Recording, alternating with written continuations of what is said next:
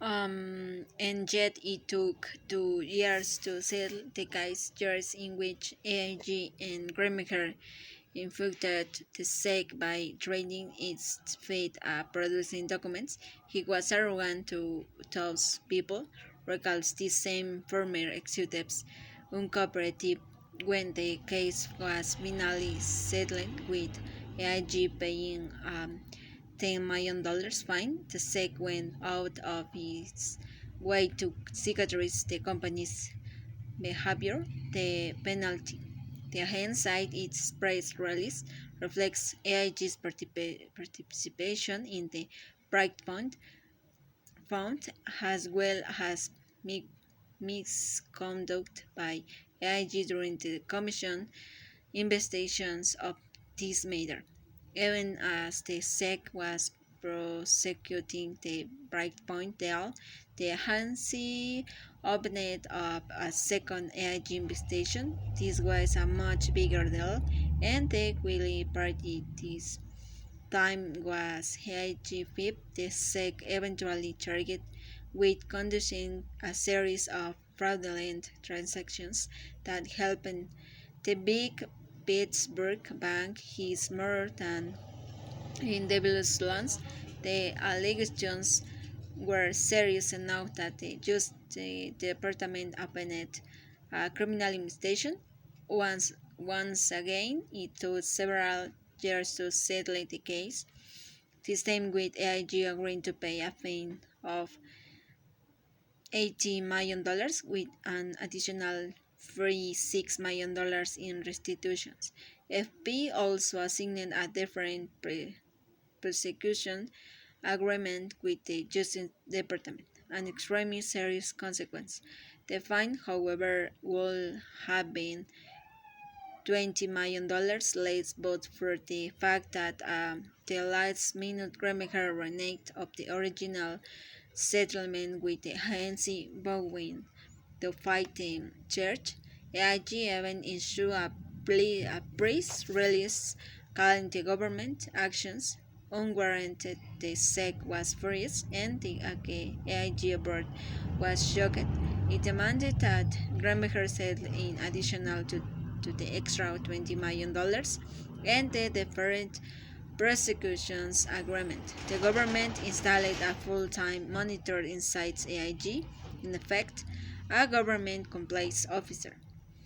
With the investigation in full swing, Casano meets with Gremaker as he did every year to show him how he planned to distribute the FP business. As they were going through the numbers, Gremaker cites you if we're paying a fine on PNC, it is going to come out in fair pocket, meaning the FP bonus pool. Casano was startled. Where partners he replied, the split things down the middle, good or bad, that's our agreement. Gramaker said, I don't go for people bringing the law. I am telling you I am not picking it up. Very snapped, Casano flashed Gramaker the temper that the FP traders knew so well. Go fuck yourself, he said, pushing his finger in Gramaker's face. Calm down, Joe, sighed Gramaker. Don't get so upset. Casano did calm down, and Gramaker took the SEC fine out of its bonus pool. There wasn't a thing Casano could do about it. You would think that by now Gramaker would have learned at least one lesson that a company accused of wrongdoing should then give the government the bank of its hand. All that didn't was cause the government to dig into health. Thanks to Heron, in particular, the rules had changed. The kind of earnings management that had rudely won on incorporate America was no longer okay.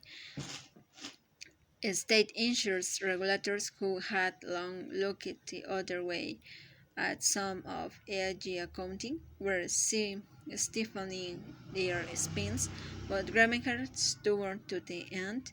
expected same kind of difference from government officials that they routinely receive from the corporate world and from his employees, which is why it was all the more opportune that the next government official to go after was Elliot Spitzer, the Attorney General of New York. Spitzer, who was preparing to run for governor, reveled in taking on thought whose guys like Remacher. Spitzer had become the scourge of Wall Street. He had exposed conflicts of interest by Wall Street analysts and drawn into sleazy behavior in the mutual fund industry.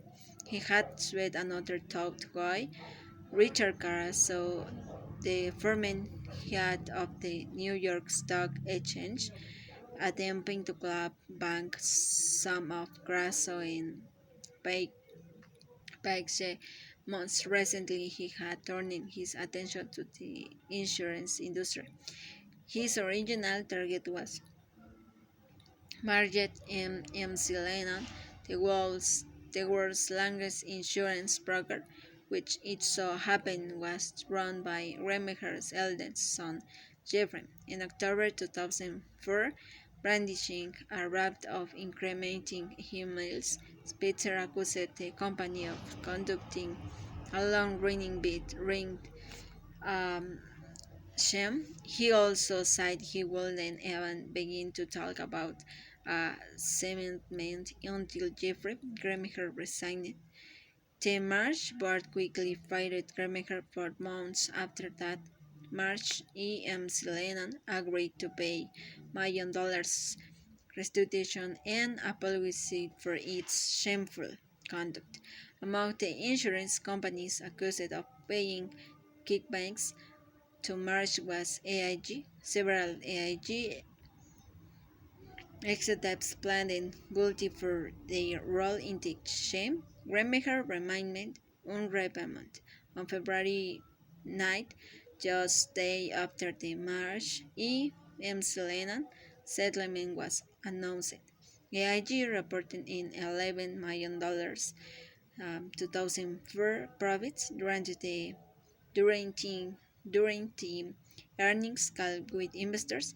Gremacher was asked about the relatively hostile regulatory environment.